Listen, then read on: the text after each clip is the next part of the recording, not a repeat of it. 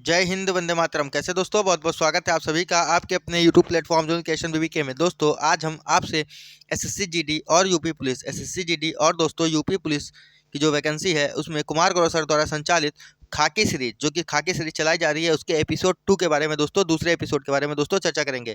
यदि आपने अभी तक खाकी सीरीज का पहला एपिसोड नहीं देखा तो हमारे चैनल पर जाके आप देख सकते हैं। खाकी सीरीज नाम से प्लेलिस्ट बनी हुई है, वहां पे आपको इसका पहला एपिसोड मिल जाएगा। आइए एपिसोड 2 के बारे में कराए गए सभी प्रश्नों को चर्चा करते हैं। आपके समझ पहला प्रश्न लिखा हुआ है दोस्तों। पहला प्रश्न लिखा है बुद्ध चरित्र। बुद्ध चरित्र रचना किसकी है दोस्तों? बुद्ध चरित्र रचना अश्वघोष की है। अश्वघोष के समय चौथी बौद्ध संगीति होती है और अश्वघोष चौथे बौद्ध संगीति के उपाध्यक्ष होते हैं। बुद्ध चरित्र किसकी रचना है? अश्वघोष की, और अश्वघोष चौथी बौद्ध संगीति के उपाध्यक्ष थे। चौथी बौद्ध संगीति हुई कहाँ? तो कुंडलवल कश्मीर में होती है। और किसके शासनकाल में हुई? तो दोस्तों कनिष्क के शासनकाल में होती है। चौथी बौद्ध संगीति का अध्यक्ष कौन? वसुमित्र था। और इसी चौथी बौद्ध संगीति में बौद्ध धर्म दो भागों में बट जाता है, हीन यान और महायान। चौथी बौद्ध संगीति में बौद्ध धर्म दो भागों में बटा? हीन यान और महायान दो भागों में बट गया दोस्तों। और जो ये अश्वघोष थे, अश्वघोष किसके शासनकाल में थे? तो कनिष्क के शासनकाल में थे। कनिष्क किस वंश से संबंधित है? तो कुषाण वंश से संबंधित है। और कुषाण वंश का संस्थापक दोस्तों कौन? तो कुजुल कडफिसस था। कुषाण वंश का संस्थापक कुजुल कडफिसस था, जिसने तांबे के सिक्के चलाए थे। यदि पूछा जाए सर्वाधिक सोने के सिक्के किसने चलाए, तो कुषाण काल में चले। और कुषाण काल की राजधानी क्या थी दोस्तों? पेशावर और मथुरा कुषाण काल की दोस्तों राजधानी थी। कनिष्क प्रथम फेमस शासक होता है कुषाण काल का, जो कि 78 ईस्वी में इसने शकों को हराया था। शकों को हराया तो 78 ईस्वी में दोस्तों शक संवत भी स्टार्ट होता था। शक संवत कब स्टार्ट हुआ? 78 ईस्वी में शक संवत स्टार्ट होता है। और शक संवत जो स्टार्ट होता है वो चैत्र महीने से स्टार्ट होता है। किस मास से स्टार्ट होता है? चैत्र मास से स्टार्ट होता है। पूछा जाए कनिष्क के वहाँ चिकित्सक कौन? तो चरक था। नागार्जुन को दोस्तों भारत का आइंस्टीन कहते हैं, जो कि कनिष्क के दरबार में था। यदि पूछा जाए गांधार और मथुरा शैली, गांधार शैली और मथुरा शैली किससे संबंधित है? तो कुछ कनिष्क से संबंधित है, या फिर कहा जाए कुषाण वंश से संबंधित है। किस वंश से संबंधित है मित्रों? कुषाण वंश से संबंधित है। दंतेदुर्ग जो था, दंतेदुर्ग राष्ट्रकूट वंश का संस्थापक था। और राष्ट्रकूट वंश का फेमस शासक कौन होता है? कृष्ण फर्स्ट होता है। कृष्ण फर्स्ट ने ही दोस्तों एलोरा के मंदिर का निर्माण कराया था। वाण भट्ट किसके दरबार में थे? तो वाण भट्ट हर्षवर्धन के दरबार में थे। वाण भट्ट की रचना का नाम कादम्बरी है। वाण भट्ट ने किसकी रचना की? कादम्बरी की रचना की। आइए दूसरे प्रश्न को समझते हैं। लिखा है लोकसभा में डैश सीटें अनुसूचित जाति के लिए आरक्षित है। तो अनुसूचित जाति यानी कि एससी के लिए लोकसभा में कितनी सीटें आरक्षित हैं दोस्तों? 84 सीटें आरक्षित हैं। तो लोकसभा में एससी के लिए कितनी सीटें आरक्षित हैं? 84 सीटें आरक्षित है। एसटी के लिए पूछा जाए तो दोस्तों 47 सीटें आरक्षित होंगी। आइए इसमें समझते हैं। आर्टिकल 79, 80, 81 सरला कैसे याद होगा? 79, 80, 81 सरला। सा से दोस्तों संसद, रा से दोस्तों राज्यसभा, 81 ला से हो जाएगा लोकसभा। आर्टिकल 79, 80, 81 सरला यानी संसद, राज्यसभा, लोकसभा। संसद किससे मिलकर बनती है? तो संसद में लोकसभा, राज्यसभा और राष्ट्रपति तीन लोग मिलते हैं। तो संसद के तीन प्रमुख अंग कौन हो गए? लोकसभा, राज्यसभा और राष्ट्रपति तीन अंग हैं संसद के प्रमुख। आर्टिकल 330 कहता है लोकसभा में एससी एसटी के सीटों का आरक्षण है। तो एससी को कितनी सीट दी गई है? 84 सीट, अभी हमने आपको बताया। एसटी को कितनी सीटें दी गई हैं? 47 सीट। तो एससी के लिए 84 और एसटी के लिए 47 सीटें। आर्टिकल 331 में एंग्लो इंडियन के लिए 2 सीटें थीं लोकसभा में, जो कि 104वें संविधान संशोधन के द्वारा हटा दी गई हैं। लोकसभा में सर्वाधिक सीट कहाँ है? तो उत्तर प्रदेश में 80 सीट है। उत्तर प्रदेश की लोकसभा सीट, उत्तर प्रदेश में लोकसभा सीट कितनी है? 80 है। राज्यसभा सीट कितनी है दोस्तों? 31 है। विधानसभा सीट कितनी दोस्तों? तो 403 है। और विधान परिषद सीट उत्तर प्रदेश में कितनी है दोस्तों? विधान परिषद की 100 सीटें हैं। कितनी? लोकसभा 80, राज्यसभा 31, विधानसभा 403 और विधान परिषद की 100 सीटें हैं। लोकसभा में चुनाव कैसा होता है? तो लोकसभा में प्रत्यक्ष चुनाव होता है। लोकसभा के लिए एज कितनी चाहिए? 25 साल। तो राज्यसभा के लिए एज दोस्तों कितनी चाहिए आपको? 30 साल एज चाहिए। कार्यकाल कितना वर्ष का होता है? 5 साल का। जबकि राज्यसभा का कार्यकाल दोस्तों 6 साल का होता है। पहला लोकसभा कब स्टार्ट होती है? तो 13 मई 1952 को स्टार्ट हुई। अविश्वास प्रस्ताव केवल लोकसभा में प्रस्तुत किया जा सकता है, जिसके लिए 50 एमपीओ का समर्थन होना चाहिए। धन विधेयक पहली बार कहाँ आएगा? तो लोकसभा में आएगा। धन विधेयक पहली बार लोकसभा में आएगा, देन राज्यसभा में जाएगा। और राज्यसभा यदि 14 दिन तक नहीं देती है तो वो विधेयक पूर्णतः पारित मान लिया जाता है दोस्तों। कोई विधेयक धन विधेयक है या नहीं, इसकी पुष्टि कौन करेगा? तो लोकसभा अध्यक्ष करेगा। पहले लोकसभा अध्यक्ष कौन थे? जीबी मावलंकर थे। वर्तमान में जो 17वीं लोकसभा, इसके अध्यक्ष कौन? ओम बिरला हैं। संयुक्त बैठक की अध्यक्षता कौन करता है? तो लोकसभा अध्यक्ष या स्पीकर करता है। लोकसभा स्पीकर को अध्यक्ष कहते हैं। तो संयुक्त बैठक है किसमें? तो आर्टिकल 108 में। आर्टिकल 108 क्या कहता है? ज्वाइंट सिटिंग, संयुक्त बैठक के बारे में दोस्तों बताता है। संयुक्त बैठक बुलाएगा कौन? तो राष्ट्रपति बुलाता है दोस्तों। नया संसद भवन के बारे में चर्चा करते हैं। नए संसद भवन में लोकसभा सीट कितनी है? नए संसद भवन में लोकसभा की सीटें हैं 888, राज्यसभा की सीटें हैं 384। लोकसभा की कितनी सीट? 888 और राज्यसभा की सीट 384 है। थीम लोकसभा की क्या है? मोर है। और राज्यसभा की थीम क्या दोस्तों? कमल है। नए संसद भवन का उद्घाटन कब होता है? तो 28 मई 2023 को वीडी सावरकर जी की जयंती के उपलक्ष्य में इसका उद्घाटन होता है। लोकसभा के नए संसद भवन के वास्तुकार कौन? तो विमल पटेल हैं। किस प्रोजेक्ट से संबंधित? तो सेंट्रल विस्टा प्रोजेक्ट के तहत इसका निर्माण किया गया दोस्तों। ठीक है, सेंट्रल विस्टा प्रोजेक्ट के तहत इसका निर्माण हुआ है। आइए तीसरा प्रश्न समझते हैं। लिखा है ट्रेन टू पाकिस्तान किसका उपन्यास है? खुशवंत सिंह का है। अरुंधति राय के उपन्यास है the God of small thing, इसके लिए इनको बुकर पुरस्कार मिला और बुकर पुरस्कार पाने वाली पहली भारतीय महिला कौन? अरुंधति राय हो गई। The ministry of at most happiness भी इनका उपन्यास है और आज़ादी इनका उपन्यास है। स्मॉल थिंग, हैप्पीनेस और आज़ादी, स्मॉल थिंग, हैप्पीनेस, आज़ादी, आप ऐसे तीन वर्ड को पकड़ लीजिए, स्मॉल थिंग, हैप्पीनेस और आज़ादी, जो कि है अरुंधति राय की है दोस्तों। नेक्स्ट है सलमान रुश्दी। सलमान रुश्दी का उपन्यास है मिडनाइट चिल्ड्रन, विक्ट्री सिटी और क्यों चोटे। मिडनाइट चिल्ड्रन, विक्ट्री सिटी और क्यों चोटे, तीन उपन्यास किसके हैं? सलमान रुश्दी जी के हैं। अरविंद अडिगा जी के उपन्यास कौन क्या है? द वाइट टाइगर है। चौथा प्रश्न समझते हैं। लिखा है किस संविधान संशोधन, किस कॉन्स्टिट्यूशनल अमेंडमेंट यानी संविधान संशोधन ने सर्वोच्च न्यायालय और उच्च न्यायालयों के न्यायाधीशों की नियुक्ति की कॉलेजियम प्रणाली को प्रतिस्थापित किया? तो 99वां कॉन्स्टिट्यूशनल अमेंडमेंट, जिसके तहत एनजेएसी बनता है। एनजेएसी का पूरा नाम होता है राष्ट्रीय न्यायिक नियुक्ति आयोग बना, जिसे सुप्रीम कोर्ट ने रिजेक्ट कर दिया। तो किस कॉन्स्टिट्यूशनल अमेंडमेंट के द्वारा हाई कोर्ट और सुप्रीम कोर्ट के न्यायाधीशों की नियुक्ति की कॉलेजियम प्रणाली को हटाया गया? 99वां कॉन्स्टिट्यूशनल अमेंडमेंट, इसके द्वारा निस्तारित कर दिया गया दोस्तों। 106वां संविधान संशोधन किससे संबंधित है? नारी शक्ति वंदन अधिनियम से संबंधित है। बिल कौन सा? 128वां बिल है, अर्जुन वेगवाल जी ने प्रस्तुत किया था। 101वां संविधान संशोधन दोस्तों 1 जुलाई 2017 से लागू होता है, जिस जीएसटी से संबंधित है। जीएसटी की समिति की सिफारिश पे आई? तो विजय केलकर समिति की सिफारिश पे आई। और बिल कौन सा है? जीएसटी वाला बिल 122वां है, जबकि 126वां जो 106वां कॉन्स्टिट्यूशनल अमेंडमेंट में 128वां बिल है और जीएसटी वाला जो है दोस्तों 122वां बिल है। 91वां संविधान संशोधन क्या बताता है? मंत्रिपरिषद के आकार को तय करता है, जिसमें 15% मंत्री होंगे लोकसभा में और दिल्ली में कितने होंगे? 10% मंत्री होंगे। 52वां संविधान संशोधन दल बदल से संबंधित है, जो कि 1985 में आया था। जीएसटी पहली बार फ्रांस में लागू हुई थी और जीएसटी भारत में यदि पूछा जाए कहाँ लागू, तो असम में लागू हुई दोस्तों।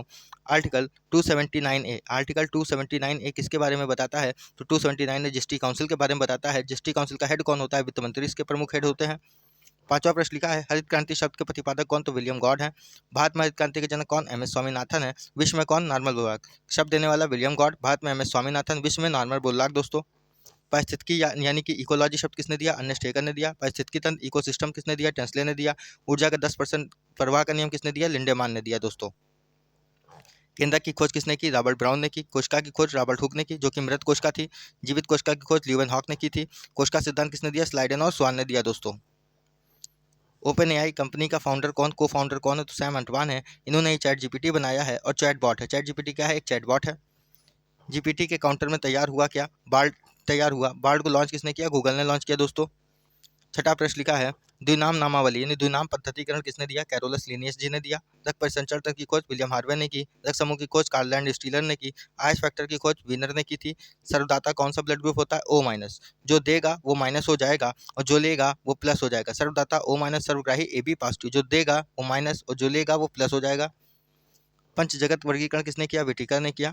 पंच जगत वर्गीकरण में इन्होंने क्या बताया दोस्तों? इन्होंने बताया एक होता है केंद्रक, नहीं होता है, एक में होता है केंद्रक। तो जिसमें केंद्रक नहीं उसे कहते हैं प्रोकैरियोटिक और जिसमें केंद्रक होता है उसे कहते हैं यूकैरियोटिक। जिसमें केंद्रक नहीं होगा वो प्रोकैरियोटिक के अंतर्गत कौन आता है? मोनेरा आता है। अब यूकैरियोटिक में मतलब केंद्रक होगा तो ये एक कोशिकीय होगी या तो फिर दो कोशिकीय होंगे।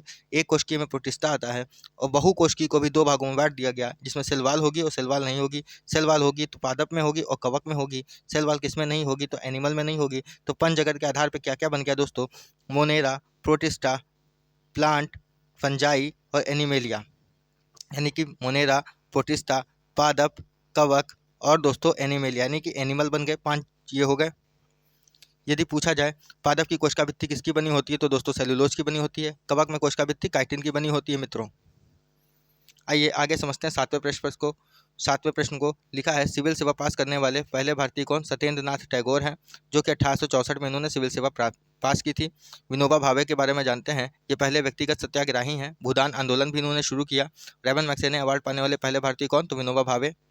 स्वामी दयानंद सरस्वती जी के बारे में समझते हैं। लिखा है इनके बचपन का नाम क्या था? मूलशंकर। दयानंद सरस्वती के बचपन का नाम मूलशंकर था। इनकी बुक का नाम सत्यार्थ प्रकाश है। इन्होंने आर्य समाज की स्थापना की थी। कब की थी? 1875। आर्य समाज की स्थापना 1875 में इन्होंने की दोस्तों।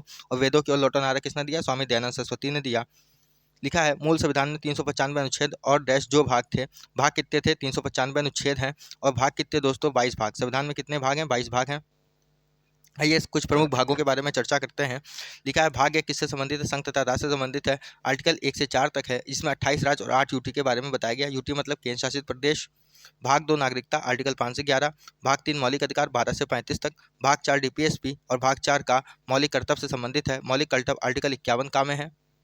भाग 5 संघ है 52 से 151 तक, जो कि सबसे बड़ा भाग है। भाग 6 राज्य 152 से 237। 7वां हट गया, 8वां यूटी। भाग 9 किससे संबंधित है दोस्तों? भाग 9 पंचायत से संबंधित है 73वां कॉन्स्टिट्यूशन अमेंडमेंट से। 9A नगर पालिका, 9B सहकारी समिति। 9 पंचायत, 9A नगर पालिका, 9B सहकारी समिति से संबंधित है मित्रों। भाग 14 सिविल सर्विस से संबंधित है और 14 एक प्राधिकरण से संबंधित है। भाग 15 निर्वाचन आयोग, आर्टिकल 324 से 329A। 17 राजभाषा, 18 आपातकाल से संबंधित है। भाग 20 क्या बताता है? भाग 20 बताता है संविधान संशोधन 20 है, यानी भाग 20 आर्टिकल 368 में है। डीपीएसपी आर्टिकल 36 से 51 तक होगा। सिविल सर्विसेज 308 से लेकर 323 आर्टिकल तक है मित्र। संविधान में कितनी भाषाएं हैं? तो 14 भाषाएं थी पहले, लेकिन अब कितनी भाषाएं हैं? तो 22 भाषाएं हैं दोस्तों। 21वें संविधान संशोधन 1967 के द्वारा सिंधी जुड़ती है, संविधान में 15वीं भाषा बनी। 71वें कॉन्स्टिट्यूशन अमेंडमेंट 1992 द्वारा नेपाली, मणिपुरी, कोंकणी यानी कि नमक, नेपाली, मणिपुरी, कोंकणी भाषाओं को जोड़ा गया।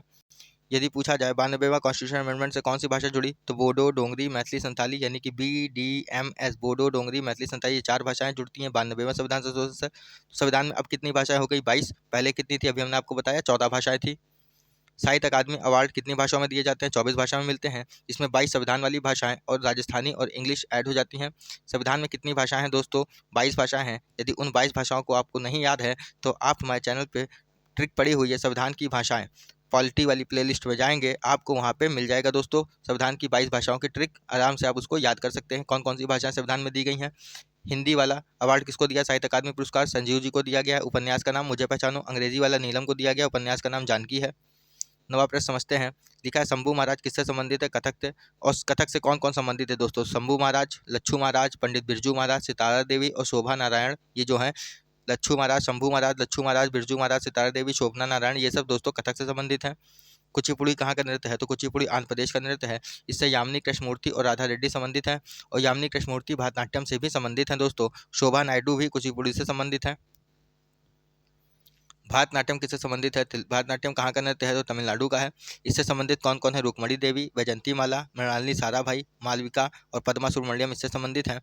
मणिपुरी नृत्य की बात करें तो इससे झावेरी बहन संबंधित हैं दोस्तों। 10वां प्रश्न समझते हैं। लिखा है प्रथम पैरा एशियाड की मेजबानी किसने की? चीन ने की। प्रथम पैरा एशियाड की मेजबानी किसने की? चीन ने की। पहला ओलंपिक 1896, फर्स्ट ओलंपिक 1896 में कहाँ होता है? एथेंस ग्रीस में होता है मित्र। 32वां ओलंपिक कहाँ होता है? टोक्यो में होता है, 2020 में हुआ। 33वां ओलंपिक पेरिस में होगा 2024 में। और 34वां ओलंपिक लॉस एंजल्स में होगा 2028 में, जिसमें क्रिकेट को भी शामिल किया जाएगा दोस्तों।